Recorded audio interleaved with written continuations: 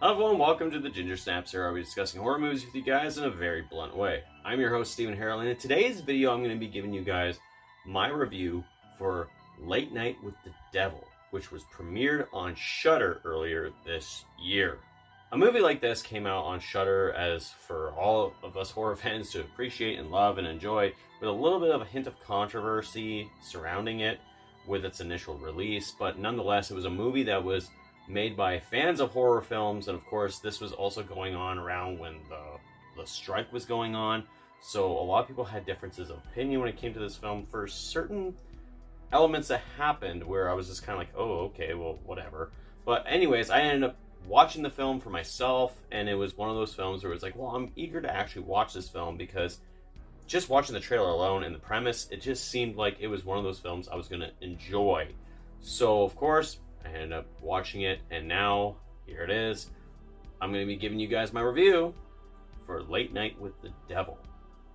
The movie basically takes place as a found footage type of film with like lost footage from a show called Night Owls, which was hosted by Jack Delroy, and it's basically a film that takes place in 1977 around Halloween time on Halloween, and it's a talk show basically going on that's happening in this film, and a lot of shit happens with the show with demonic possession, freaky deaky shit going on, and you get some behind the scenes kind of stuff when, you know, they have to cut to a commercial break, and we end up finding certain revelations about a certain character in this film. For the story itself, this movie was like one of those ones where it's like, oh god damn, this seems like an interesting film.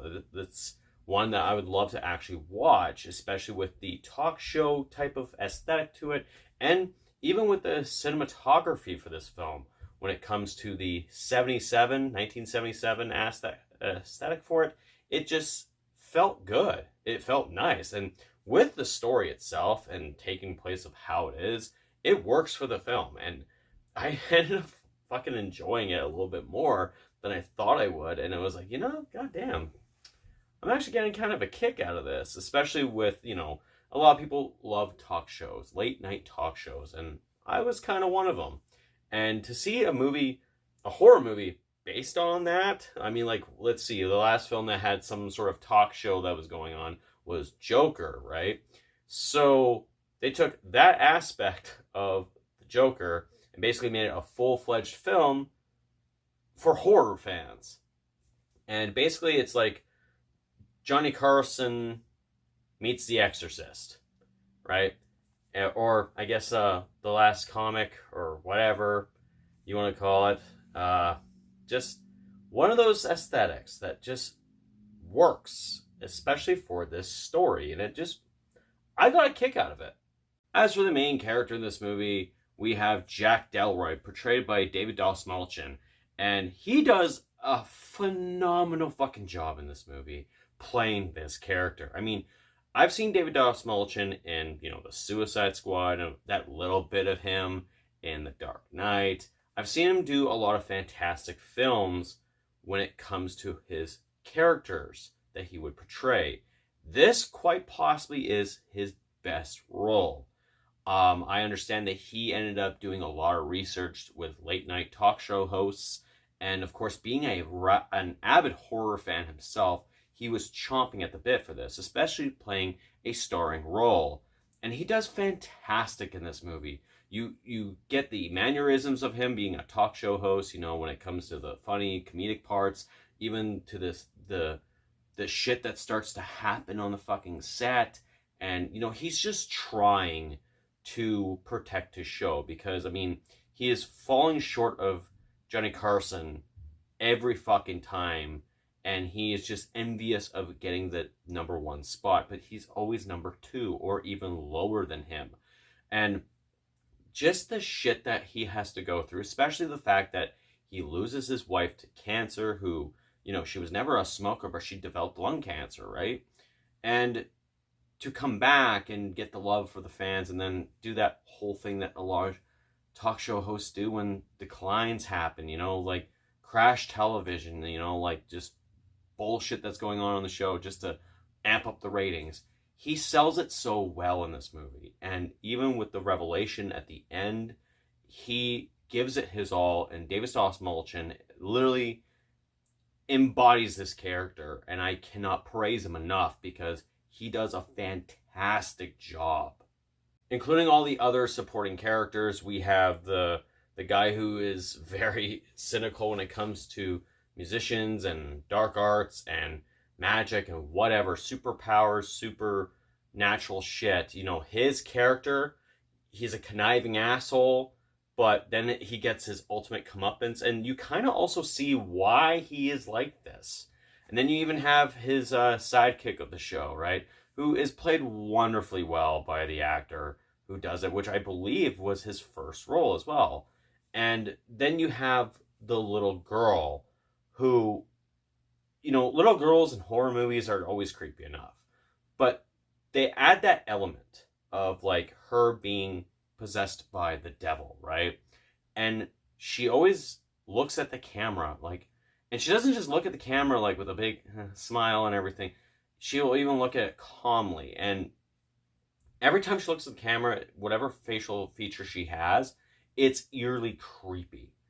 And I can't get enough of it. It's actually fucking really well done. All these characters that are in this movie, even the magician who, you know, is just like, I'm hearing a Peter, and like, he sells it very well too, especially when the real shit started happening too, leading up to his character's demise. Every character in this movie, I genuinely really liked. And there wasn't a dull moment. Maybe the producer was like, whatever, who gives a fuck about him? I mean, like, he's this stereotypical, you know, like, hey, we really need these fucking ratings. And you only see him when it's the behind the scenes stuff. But other than that, when it comes to all the fucking characters on this fucking film, they do a great job. And I can't praise it enough. When it comes to the deaths and the gore in this movie, it's a little hit and miss, I guess I could be honest with you. I mean, like, we are actually literally teased one of them, which is like when the hypnotist basically is just like, you know, having his guy, his buddy, do a demonstration. He's like, oh, well, my wife likes the head on my shoulders. You're not gonna, and he cuts him off, make it spin. And I'm like, he's gonna die with his head being turned around, isn't he? And yeah, sure enough, he does. The effect doesn't really work that well. It's just like yeah, I've seen better head turns in movies. But when it comes to all the other deaths, I mean, like, we have the magician who he fucking died on his way to the hospital, spewing fucking blood or whatever. But when it comes to the hypnotist and him fucking basically hypnotizing everybody in the audience, and, you know, Jack Delroy, and you see this worm-like fucking thing come out of the guy's fucking eye. The worm's coming out of his neck, his stomach, but this big-ass one coming out of his eye.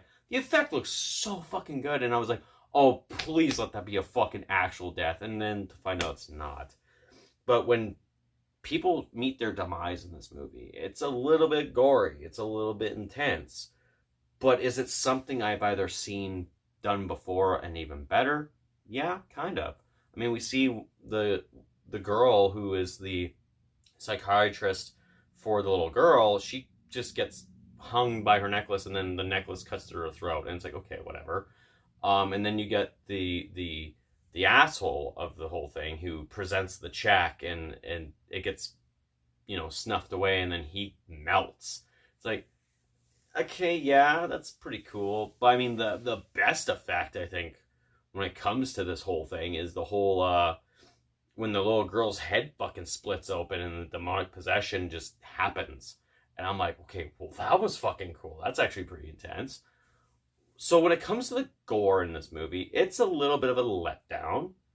But nonetheless, it's not too bad. It's just, I've seen it done better. Now, again, this movie takes place on Halloween night, 1977. And when it comes to the aesthetic of it, it looks gorgeous. Everyone's wardrobe looks great. The fact that they had to use the cameras to basically have that 70s feel to it, the mannerisms, the culture at that time worked. And that's what sold me on the movie. It was a time period type of film where it's 1977. So, of course, like, films like the Texas Chainsaw Massacre or The Exorcist would have been very relevant. Of course, Halloween would come out later on in the year, right? So, a lot of exploitation films came out around that time. And this movie just worked, especially when it goes to the commercial breaks and you get the advertisements. You see the backdrop of the Night Owls production, especially, having the two towers in there. It's kind of like, yeah, they were going right there. Doesn't it make everyone else seem a little bit like, ugh, when you see the Twin Towers in any fucking film, it's like, yeah, we know what happens there. We know what happened to them. But nonetheless, when it comes to this film, with its aesthetic of the 70s, especially the late 70s, it looks gorgeous. One of the major flaws I will say in this film is that even though when you have, in the beginning of the film, we have a narration from Michael Ironside, which, cool, that's awesome. That's a very cool fucking aesthetic. We have Michael Ironside doing narrations of this found footage of this show. But when it comes to the behind the scenes stuff, where after, they go to commercial break and then you see the behind the scenes stuff, that I feel like wasn't warranted. But I understand why they have to shoot that, because it's like character development of sorts, and it's just like some of it times it's black and white, and it's like there was no way in hell some guy was on set with camera footage recording behind the scenes shit, especially on this night. It makes no fucking sense at all. And of course then there's the controversy that happened when it came to this film with where it was using AI. Now originally when I was watching it, I was looking at the crowd, the audience, and I was thinking maybe there's like AI there or something, but it turns out it's whenever they're doing a commercial break and it's like back in a few minutes or whatever, and the images are AI generated. So I didn't understand that. I was like, well, really? That's where it was? Until, recently I ended up watching Dead Meat, and, James A. Denise basically pointed out that, yeah, the fingers, they don't line up or whatever. I'm like, oh, okay, I see why it's AI. I understand why there was a backlash to that, especially because, actual artists could have been paid to do that, but people take the way out to use AI. I mean, like, this is coming from a Terminator fan, like, why are we heavily relying on AI to do shit for us? I mean, they've never seen Terminator, obviously, but the fact that AI can't get fingers fucking right, or numbers right, I think we're fine. But other than that, when it comes to the behind the scenes stuff, I feel like it wasn't really warranted. It kind of drives it out, it's just like, okay, this is the part where you can tell it's shot on film, right? Like IMAX, a HD camera. So it's like, yeah, it doesn't have that aesthetic like it does when the show goes on, right? It doesn't hurt the film too much, but it's one of those ones where it's like, yeah, okay, we have to go with this. But nonetheless, it's like, still kind of a little bit of a unwanted thing, but I can live with it. Now, the climax of the movie. The fact that Jack Delroy, you find out, was a part of this cult of, rich people or well-established people high up society who, kind of make pacts with the devil. And obviously Jack Delroy, he really wanted to get that #1 spot. He wanted to get the top ratings, right? So he would sacrifice anything just to come and find out the realization. He basically sacrificed his wife without even knowing it. And just to always get #2, right? It was like, oh God, when the fuck is this going to pay off for him? But then this show gives him the top ratings. And then at the end, it's a holy fuck kind of moment where it's just like, oh shit, he's now living this whole thing. He's kind of in this own little world where he is, watching himself from old reruns. It's like, no, why are we doing this? Then there's that one scene where he's telling people to turn off their TV sets or whatever. And then he sees his wife dying in bed with cancer. And then she's asking him to kill her.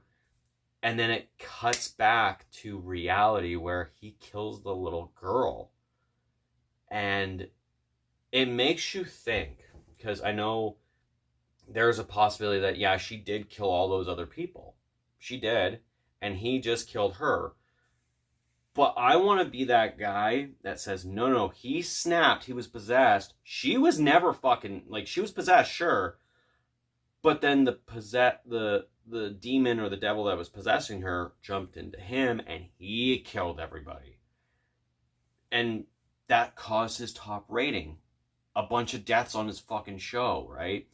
And then how the movie just abruptly ends is really fucking awesome to see. Because I'm like, a lot of people kept talking to me about the ending of this movie. I'm like, okay, cool. And then when I saw the ending, I'm like, no fucking way. So I applaud the ending. This movie fucking was really saved with its ending. Above all else, when it comes to Late Night with the Devil, the performances are really top-notch. The story itself, very good. The 1977 aesthetic, especially taking place on Halloween night, well fucking loved. I do have to say that when it comes to the producer of the show, you know, I could have lived without him, whatever. When it comes to the behind-the-scenes stuff, that's just like, we don't really need that. But the movie is saved with its ending, its characters, and its story, and just the aesthetic of the 70s, the late 70s aesthetic to it, just really knocks this movie out of the park. And being able to watch it on Shudder, I end up finding myself watching it a few more fucking times. And even just watching it, it seems like this movie is one of those ones that you can watch on Halloween night. Of course, we have another fucking movie that's not called Halloween that you can watch on Halloween night, and that's what makes it really good, too. So if you have never watched Late Night with the Devil, I highly recommend it. Anyways, guys, for my rating, I'm going to give Late Night with the Devil a 7.5 out of 10. So what did you guys think of Late Night with the Devil? Let me know in the comments down below. If you like this video, make sure you hit that thumbs up and subscribe for more content. And don't forget to hit that bell notification so you can get notified about all the other videos coming out on this channel. As for me, guys, that is it for me. This has been the Ginger Snaps here. My name is Steven Harrold. I will talk to you guys later. And remember to stay spooky.